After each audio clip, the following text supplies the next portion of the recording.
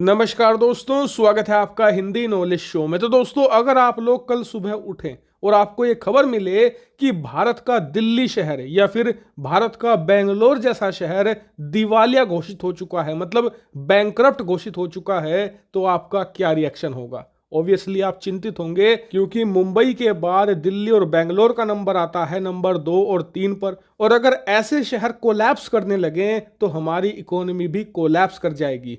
अब यही चिंता इस समय ब्रिटेन के लोगों के अंदर है, क्योंकि ब्रिटेन का जो दूसरा सबसे बड़ा शहर है, लंदन के बाद जो नंबर 2 पर आता है, उसका नाम है बर्मिंघम। और आप जानकर शॉक हो जाओगे कि यही बर्मिंघम शहर अब से कुछ ही घंटे पहले दिवालिया घोषित हो चुका है, पूरी तरीके से बैंकरप्ट। और जहां एक तरफ ये खबर ब्रिटेन की अर्थव्यवस्था के लिए बहुत दर्दनाक है, वहीं ब्रिटेन के लोगों के लिए तो ये हद से ज्यादा शर्मनाक है। क्योंकि आप जानते ही होंगे, पिछले 1 महीने से ब्रिटेन के लोग दुनिया भर में ये राग अलापते फिर रहे थे कि भारत हमारे दिए गए पैसों से चंद्रयान 3 भेज रहा है, हमारे दान किए गए पैसों से ये अपनी स्पेस एजेंसी चला रहे हैं, और सूर्य पर भी मिशन ये हमारे पैसों से ही भेज रहे हैं। लेकिन सच्चाई क्या है? इनके पास इतने भी पैसे नहीं है खुद के लिए कि ये अपने दूसरे सबसे बड़े शहर को बैंकरप्ट होने से, यानी कि दिवालिया होने से बचा सके। और इसीलिए अब इनके सर शर्म से झुक गए हैं। हालांकि आपके मन में सवाल होगा कि यार ये हुआ कैसे?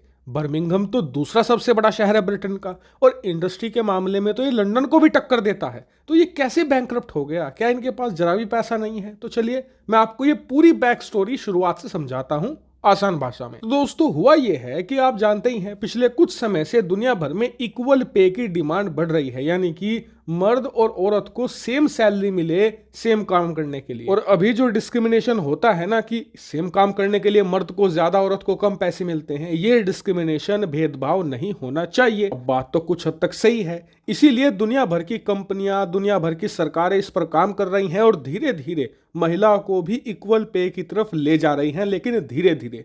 लेकिन अब हुआ ये कि जो बर्मिंघम के पॉलिटिशियन थे, उन्होंने सोचा कि क्यों ना हम मास्टर स्ट्रोक खेलते हैं, हमारे यहां पर भी जो ये मांग चल रही है ना, इसे एकदम से पूरा कर देते हैं, और बर्मिंघम शहर के जितने भी सरकारी कर्मचारी हैं सबको इक्वल पे देते हैं, सबको सेम सैलरी देना शुरू कर देते हैं, जिससे कि हमारी महिलाओं में अच्छी इमेज होगी और हमें जमकर वोट मिलेगा। अब इन्होंने इस चीज का ऐलान कर भी दिया, लेकिन जब इक्वल पे देने की बारी आई तो इनके खजाने में पैसा ही नहीं था। खजाने में पैसा इसलिए नहीं था कि जो सेंट्रल गवर्नमेंट है उसने पैसा नहीं भेजा, उनकी तरफ से पैसा इसलिए नहीं आया क्योंकि पिछले 2.5 साल से ब्रिटेन एक आर्थिक संकट से जूझ रहा है। और जो इन्होंने प्रधानमंत्री बनाई थी ना, लिज ट्रस, उनके डिजास्टर के बाद बड़ी मुश्किल से नए प्रधानमंत्री ऋषि सुनाक ने अपने देश को किसी तरीके से संभाला है। और फिलहाल वो कर ये रहे हैं कि जो सरकारी खर्चे हैं उनमें कटौती कर रहे हैं, ताकि देश पर जो कर्ज का पहाड़ चढ़ा हुआ है, जो जीडीपी से भी कई गुना ज्यादा है, उसमें थोड़ी कटौती हो, कमी हो, जिससे कि देश की अर्थव्यवस्था की रफ्तार दोबारा पटरी पर लौट आ सके।